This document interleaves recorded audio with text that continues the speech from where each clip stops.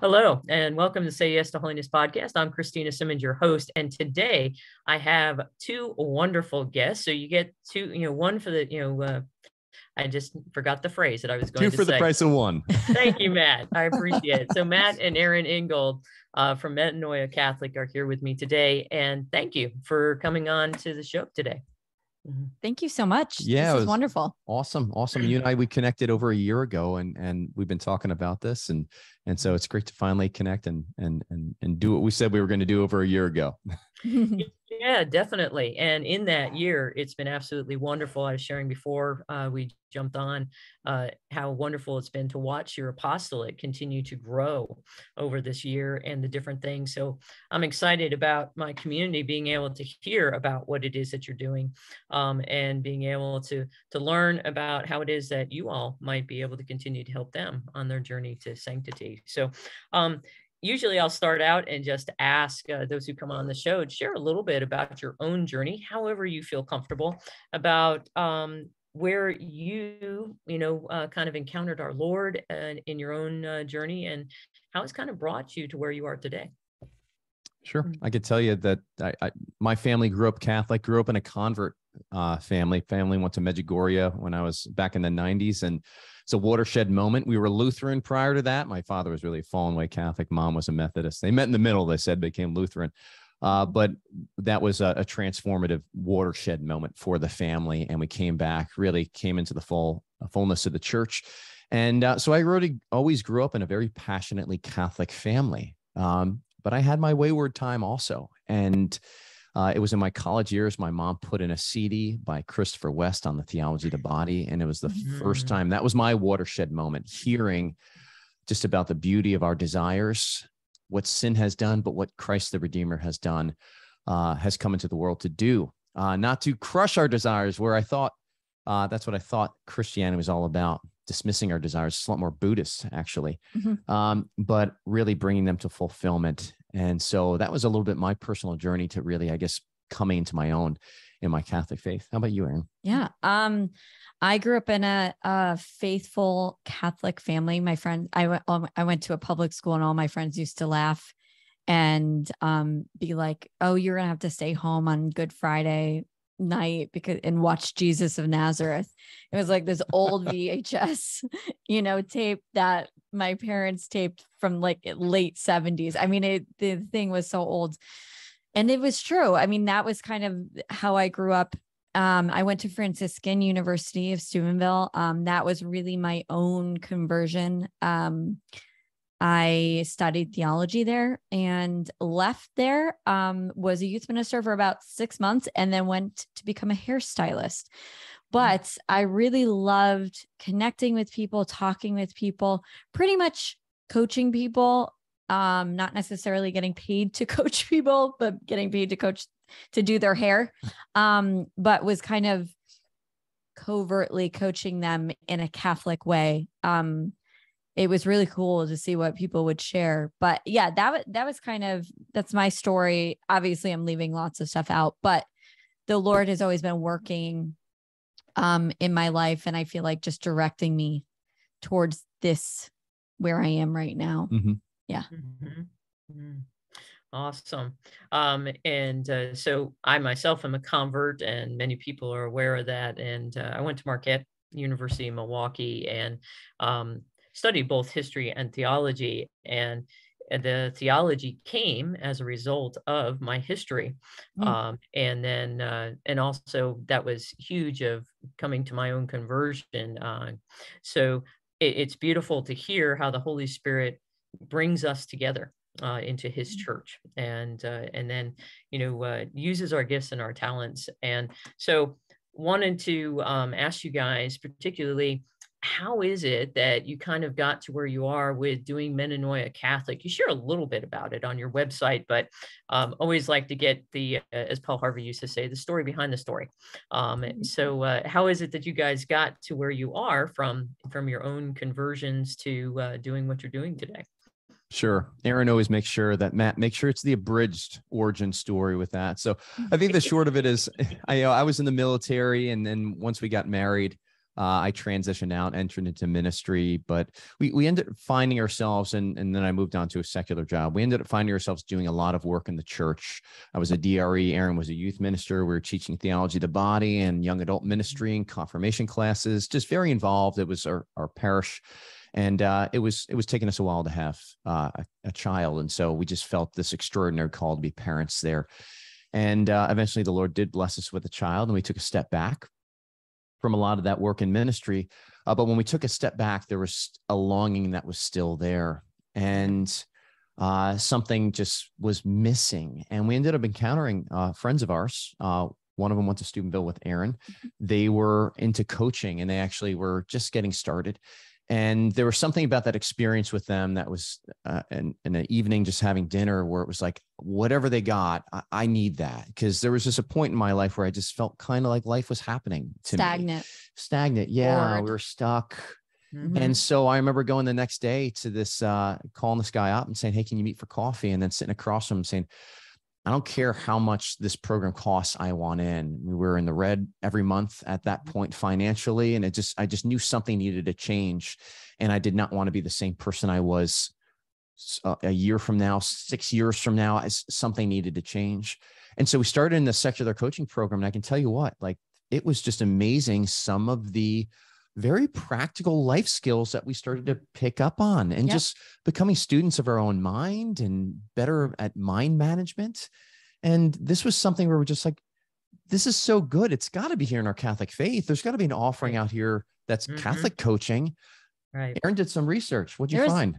It was few and far between. It was very hard to find. I was like, okay, like maybe I didn't have the words for it. I was like, is it called Catholic coaching? Is it called something else? But like, really, Matt, what you were describing is human formation. Right. And that's what we were experiencing with this affective maturity, this maturity in learning how to really manage our minds, which is really just kind of the development of our moral conscience. Yes. Yeah. And so it was like, there were Catholic terms for it, but we couldn't find them. And so we were like, okay, I guess we'll create it. We were pretty resistant to creating it. It was like, no, we will find one. And we couldn't find one that was specific about the mindset piece. Yeah. There was spiritual direction. Yes. There was Catholic counseling. And it was just like, no, but this is something that's different. Yep. And really where we finally started to discern, all right, Lord, are you calling us into something like this? Because it wasn't just a vision of becoming Catholic coaches, but really creating a space or even starting a movement, because it was so valuable for us. We couldn't deny the fact that it was changing the way we communicated. It was changing the way that we related to one another in our marriage as new parents here as well. Our prayer life was going through the roof. And again, this was a secular program. And with that, there were still some things that were kind of like, I'm reluctant to share this because there were some weeds amongst the wheats. I think is a good way to say it. So is there a way that we could take some of these amazing tools, distill them from the weeds that are amongst the wheat, and present people like the tools, the good true tools, human formation tools, put it at the feet of the church that needs it so much? Because we found ourselves saying too, I wish we had this to give to our young adults in ministry and to some of our teens and our marriage counseling couples that we were working with. It would have been completely different. Yeah. Yeah, no. And you speaking about human formation, I absolutely fell in love with John Paul II's great, but just his focus upon holistic formation. And of course, it was written for seminary formation, but the fact is that it's for all of us. We all need it. Yeah. So it was something of where when I came across that and I read that, and that was actually, such a great gift of where I was able to dive into the thought of John Paul. And that was the huge piece of where I'm going, all right, so this should be informing everything that we do. So when I go to do ministry, it doesn't matter if I'm taking communion to someone who's sick and homebound. I myself should be properly humanly formed so I can communicate properly, so that I'm able to engage with them, be actually present. Relationship-based ministry, all comes out of that. And then it's like, spiritually, I need to be on my own journey. Intellectually, I need to know what it is that I'm about. How is it that I'm bringing Christ to this person, and understanding it, the theological implications, as well as, intellectually being able to, understand my part in this as part of the larger church. And then, of course, okay, how do you do it? And that's usually what we Americans tend to focus on, is like, okay, just tell me what to do. And then, give me a program. Yeah, exactly. Exactly. Instead of a process. And, so exactly. And that's a part of why I've just been so excited, as you guys have been continuing to do what you're doing, kind of to build on that. Not just the fact that there wasn't anything per se, or at least it was few and far between, to use your words, Erin. Why do you think this is such an important mission in the world right now? I mean, it's exactly what you just said. It's the human formation piece. You were just making some distinctions between all the different types of formation that John Paul II talked about: intellectual, spiritual, human, and pastoral, vocational. Yeah, or apostolic, right? Apostolic. That's another way of putting it. And if you look at that, it's human formation is it's the foundation for everything, because you need to know how to communicate. You could know everything about theology and be a terrible communicator and get no truth across to people because they don't like you or whatever. Like, you're just not likable, or you don't know how to communicate well. So like, it's just so foundational. That's one piece. And really reading through that same document ourselves, it's like, oh, this is everything that we teach. This everything that they talk about in this is exactly what we're teaching in our academy. And it's so needed. We have a coworker of ours, and she was talking about focus. Focus has like a week of formation for each one of those pieces of formation, right? And they actually there's priests being sent to the focus training, focus missionary training. Because they're like, I'm sure there's seminaries out there that are giving this and doing it well. But in these cases, the priests aren't finding that. So I think of Pat Molyneux and the Human Formation Coalition that's outside of Pittsburgh. And I was listening to a call that he was on a few months ago, and he shared of these 4 pillars. And this is really like, it was after I looked at this that we opened up Pastores Dabo Vobis, that document from 1992, John Paul II, and started looking into it. And he said, we're really good right now at intellectual formation, even spiritual formation in the church, a little bit on the vocational discernment of formation, but really that human formation, we're lacking very much. And when we lack the human formation, it's almost like we're training angels, not humans. Like there is a human way that we learn. There's a human way that we experience life. And all we do is we focus on the spiritual. We focus on sowing the seeds. We focus on, but we fail to actually dispose our bodies, habituate our bodies, habituate the person towards a desire for the spiritual relationship. To kind of go into this, I'm also going through a spiritual direction certification with Divine Mercy University right now. And I've been going back and forth with some of my instructors on like, what's the difference between Catholic mindset coaching and spiritual direction and things like that. And what I find, because some of the critiques they've had is like, Matt, sometimes it looks like in your direction calls, you've got your coaching hat on.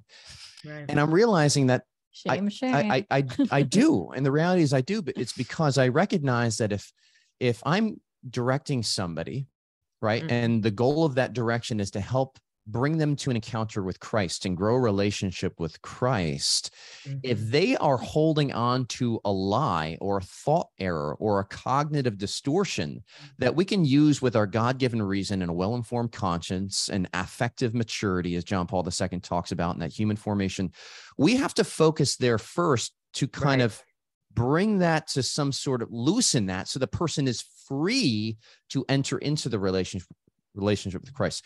Otherwise, it's like inviting them or having them go into that relationship with Christ, but meanwhile, they still have a big anchor that's tied to them. It's like, no, let's just focus here for a moment, bring these tools, the human formation tools forward, help you to be free of this anchor. So now in freedom, you can enter into this deeper relationship with Christ. Mm-hmm. Yeah. And also to kind of go off of that human formation, there's a lot of ways, a lot of means to actually build people up and form humans. Mm-hmm. And everything that we teach, by the way, is not like ours. It's taking like this and this and this and like compiling it and like giving it to people. So we can't even really take credit. Like, we are the human formators, you know, like I think people hear that and they're like, who are you to say you can form people? Yeah, we're humans just like you. Yes. Yeah. And we realizing just every day we have to use our own product. This worked for us, and so it might just work for you. That's really kind of what we're and we're leaning on, obviously, St. Thomas Aquinas, St. John Paul II, some big 10-pound brains. The doctors. Yeah. Go to the doctors. But one thing that we have found is this. Like I said, there's many ways to form people. One-on-one, face-to-face discipleship in the means of coaching, I think, is one of the best. Right. And I will stand behind that. And I will be like, I can put people in front of a screen, and yes, they can be formed that way. And in a lot of cases, that's how I coach, because I coach face-to-face on Zoom. But if they're just taking that in and doing it themselves and not having somebody just look at them and see them in a different way and actually start to be like, hey, what do you want to work on? What are the goals that you want to work on? How do you want to communicate better? How do you want to love people better? So I think coaching is, I think it's the best way to form people. Josh Miller over at Franciscan University, who's the founder of the M Code, said the same.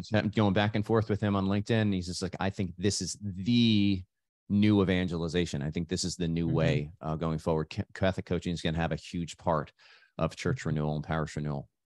No, absolutely. I have the privilege of being able to call Josh friend, and have worked with him for the last 3 years. And actually, I am an M Code certified, coach. Ooh. And so cool. Yeah. So it's something of where a lot of people will be like, why should I do that? And it's like, because we need to understand ourselves and how God has created us so that we can fully activate all of those gifts and talents that we desire to give to him. But also so that we're able to bring him all of what needs to be healed. And how perfect, we're actually recording this on, memorial of Saint Faustina. So it's something of where that's exactly what Jesus, told her to write down. Bring everything to me, to my, for my mercy. But we can't do that if we don't know that we have these things that, these barriers, these blocks, these, things that we're carrying around with us. And you're absolutely right about the one-on-one. And ideally, you want to be in the same room. But this is where Zoom, can, fill in, because I do that as well. And I'm just so excited. I heard so much of the theology of the body impact in your language as you were just speaking, Matt. And, so that was hugely transformative in my own life as well. You have, already talked a little bit about coaching, but I know that you have some things that are coming up that are an expansion and an opportunity. So I definitely want to give you guys an opportunity to talk about your Catholic coaching foundations. So could you speak more about that? Sure. Yeah. So kind of going back to our story, the Lord, it laid it very heavily on our heart. We created it out of necessity because we couldn't find it anywhere. And now it's funny because things are popping up everywhere. I'm like, oh, this has always been there. Like, I missed this. But the Lord's like, oh, I guess you just made a program, right? Okay. And it works. Yeah. So we created that. And then another thing that came out of necessity was we had a lot of coaches who were trained in the secular world and were like, how do I integrate this into how do I integrate my coaching, my faith into my coaching, so that I know that I'm like helping my clients and I'm not outside of my integrity and all of this stuff. And I personally had a lot of coaches reaching out to me So we created this course, and it's been an evolution. It's kind of been like growing. It started, and we called it the Purgative Way. And it was just a Catholic coach training. And the more and more we started teaching it, we started teaching a lot of theory. Like the very first class, that's all we did. We didn't even teach them. We taught them some practicals, but it was mainly theory. Here's the foundation behind it. Here's why we call ourselves Catholic mindset coaches, so on and so forth. Yeah. So we drew from things like St. Thomas Aquinas's philosophy of psychology. We talked about passive and possible intellect. And so we could, so we could always draw back to kind of that Catholic anthropology, right? Because we like to say, what does it mean to be a Catholic coach? It's not just peppering scripture and encyclicals and quotes, saint quotes throughout your coaching. Certainly that could be a part of it. But ultimately it's coaching with the knowledge of who the human person is by God's design. And we call that the Catholic anthropology. So we need to lay the foundation for that and have that be our baseline. Because then once we have that, then we can discern, we can draw from the secular world and discern which tools are in keeping with that dignity and which are not fully in keeping with that dignity. So they get a lot of the theory that's there. And then it was a lot of like giving people a bit of a coaching process. We have a journal that we developed, and we wanted to be able to teach people how to coach alongside that journal. We'd call that's like the workout routine that somebody does in between coaching sessions. So they can start to apply the things. We're like the personal trainers in the one-on-one time. And then we send them to the gym on their own where they can practice some of these mindset coaching exercises. Yeah. We know the people that aren't working out between sessions.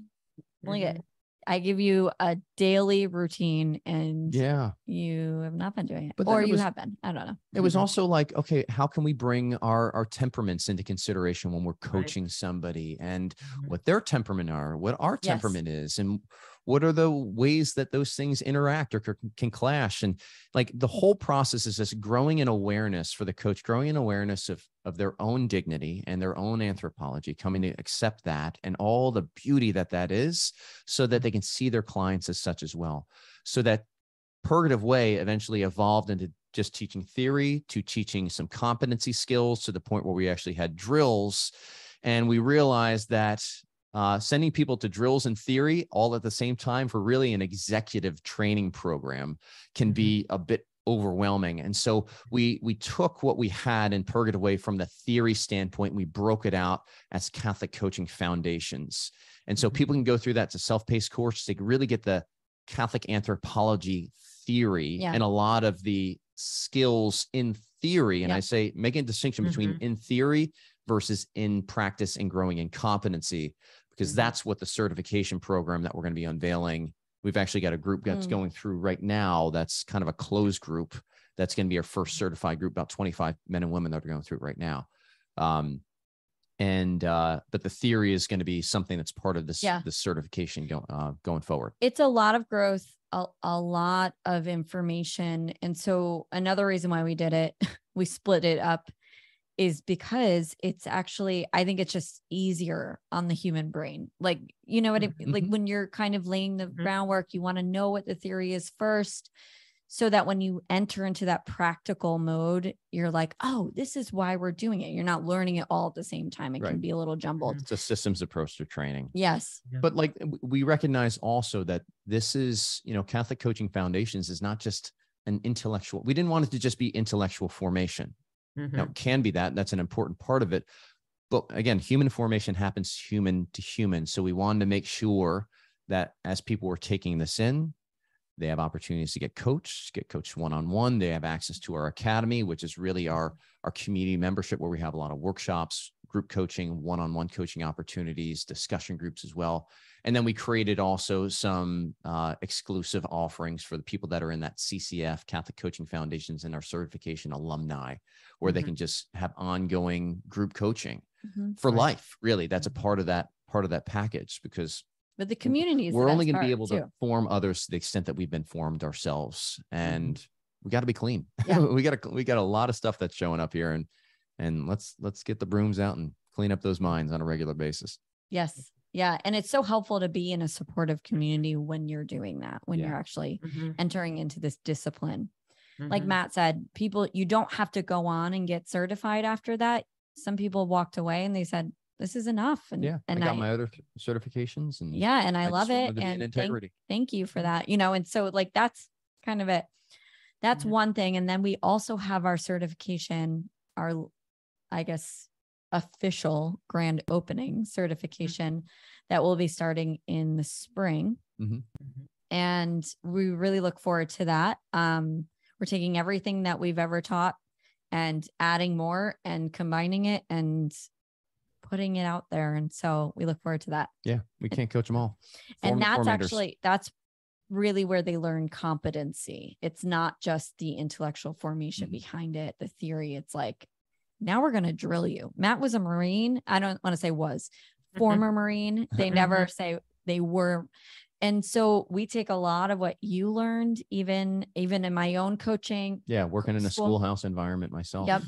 And just drilling people. When we started doing that in our own trainings, training other coaches, we saw their competency level just shoot through the roof. And we were like, and their confidence their confidence. Yeah, grounding your confidence and competence. Yes. Yeah. Yeah, that whole idea of mastery, taking the hours of practice in order to build that mastery, and so very true. This all sounds awesome, wonderful. What are your hopes for Metanoia Catholic moving forward? I know that you're allowing the Holy Spirit to direct you and to guide you, but has he given you a little glimpse here and there, kind of review, pull back the curtain a little bit about, in future, what are your hopes that the impact of Metanoia Catholic will have within our church? Yeah, I can tell you that our academy is really evolving into two pillars, right? There's the kind of discovering your unique call to sanctity, really what even Josh Miller says, let's expand that definition of vocation. So it's not just state in life that we're considering, but really I loved reading his book, Unrepeatable, where let's really look at vocation as in there's 7.4 billion vocations that are out there. Each one of us has a unique one. Let's really enter into the dialogue with the Lord and discover that. So we want the academy to be that, but also we can't see ourselves in isolation. We live in relationship. And so the vocational piece is key, but also in the context of relationship. And in fact, the relationship, man cannot know himself except through the sincere gift of self. We actually need the relationship to discover the vocation. And so both of those elements need to be held side by side and developed side by side. So that's where the academy is going to be evolving. That's also where some of our resident coaches are going to be taking people down that journey, right? That really parallels the human formation journey of self-possession, self-awareness, God awareness, self-possession, and then self-donation, that self-gift, right? So our resident coaches are going to be focusing more on walking people through that one-on-one journey. I would love to see us coming into different parishes, universities, and equipping people there to start to stand up their own programs like this, where we're training staff to be able to do their own mindset coaching. Everybody has their own mindset coach on staff, their Catholic mindset coach on staff, but then they're doing things to help people discover their gifts and live in their God-given vocation. I love what Father Bill Hansen did with Gallup Strengths as a Strengths Finder coach to his parish. He turned his parish gift shop into a parish gifts shop where somebody there, they're not selling rosaries anymore, but rather there's somebody there helping people discover their giftedness, their God-given contribution, and creating a space or helping them find a space in the parish to offer that, right? And that's what we all want. We all want to be doing what we do best on a regular basis, doing what we do where God's grace is most profound in our life. And we're creating a space for God's grace to work with us and make an impact on the church.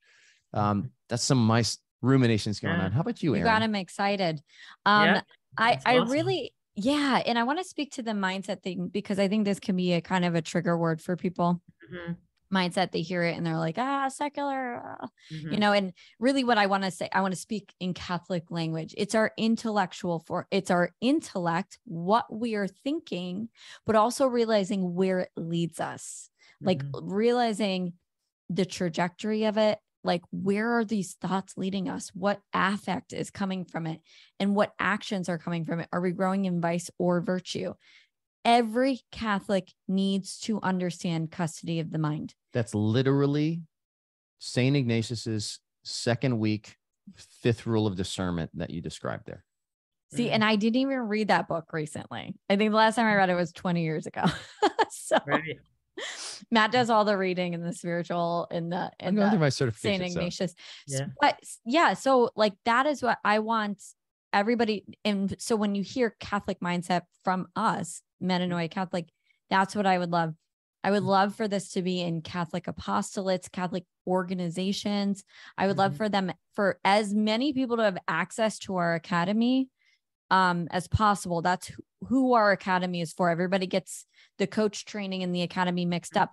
The academy is for the everyday Catholic who are like, I love your journal or I don't. Like, I just want to like learn human formation. I want to learn these mindset skills. I want to learn how to actually manage my emotions, or I'm not screaming at my children anymore. Like, this is the everyday Catholic.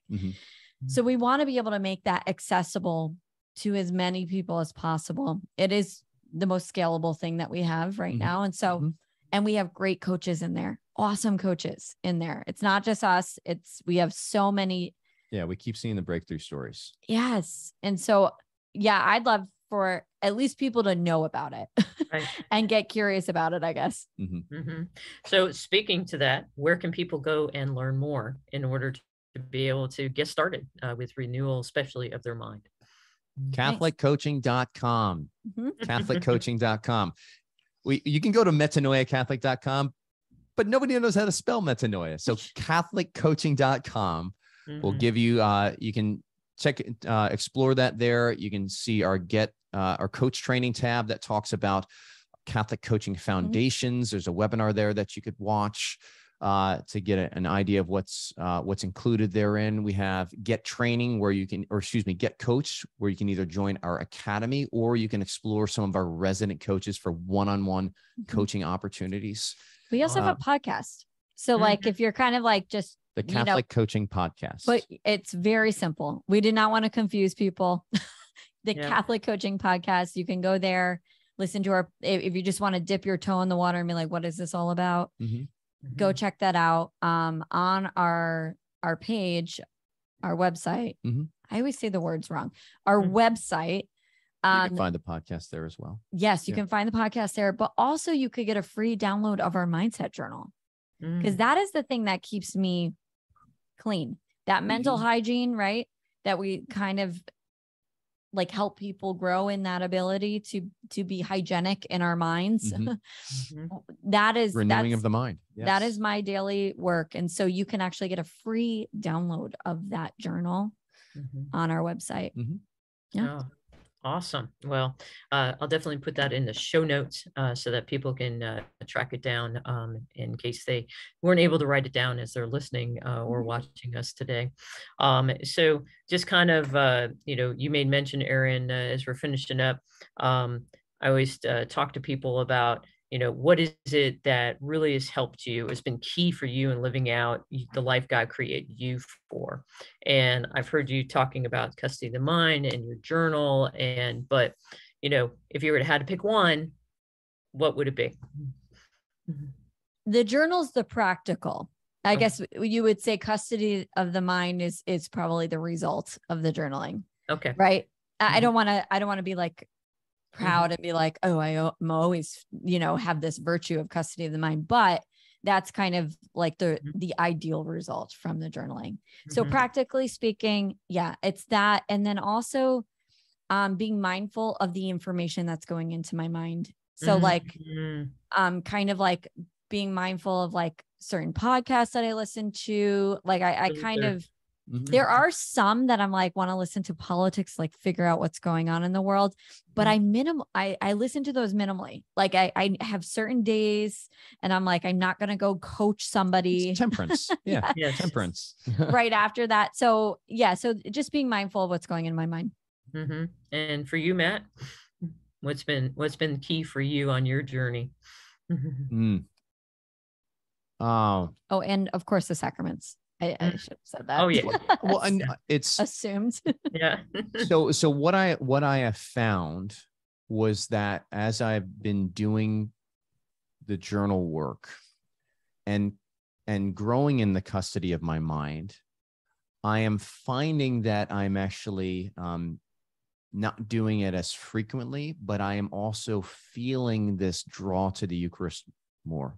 Mm-hmm. So that's kind of where I'm noticing right now in my own life, where I was going to the Eucharist a bit more out of obligation or a should. Mm-hmm. And as you know, working through the process of journaling, through the process, and really what journaling does is it actually creates a deeper confessions, Yes. much more. You get into repentance very deeply. Yep. And so I think there's been some clearing of the clutter that is there. And in that clarity, there's been this bubbling up of this desire to get closer to Jesus in the Eucharist, go to Mass more, and go in front of the Blessed Sacrament more, which is kind of actually surprised me.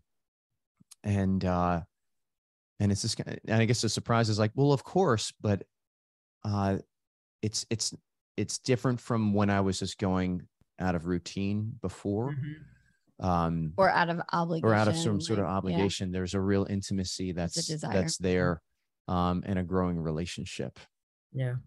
No, for me, I've always found that the depth of my friendship, with Jesus is really determined upon my daily examine. Yes. Yep. So that's been another big thing. Yes. Yeah. I love that you brought that up. You're right. Examine. Yeah. And it does the same. And so I'm super excited for everybody to hear about what you're doing, for them to go to CatholicCoaching.com, for them to learn more about Metanoia Catholic. And it has been such a pleasure to spend this time with both of you.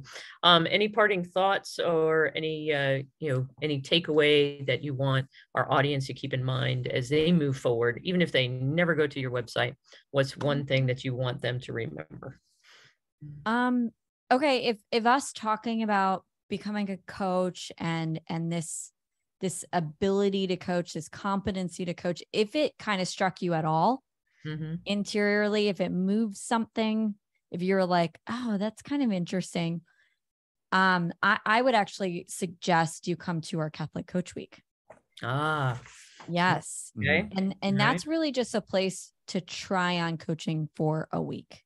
And if you can't show up live, totally fine. You get the replay. It's a way to dive into a community of like-minded people, of people like Catholic. I love to call Catholic coaches Catholic helpers. They just love to help people. Like they are there to learn this skill. And so Catholic Coach Week, it's the first week of November. So just November 7th. It starts November 7th. Yes. It's a great opportunity just like to check it out. And so, and to just be more, I guess, final parting words, be more aware of those movements. St. Ignatius talks about that, those interior movements. If something kind of sparks something in you, even this conversation, like just pause and listen and ask the Holy Spirit. Be a student of it. Yeah. Yeah. No, definitely. What she said. Again, a good husband there. Yes. So again, it's been such a joy to speak to both of you. Thank you, Matt. Thank you, Erin, for your time today. And for everyone out there who's listening, continue to know of my prayers. And I'm sure Matt and Erin are praying for you as well, as you continue to do whatever it takes so that together we can tell the Master of Death, not today. God bless everybody. Thanks, Christina.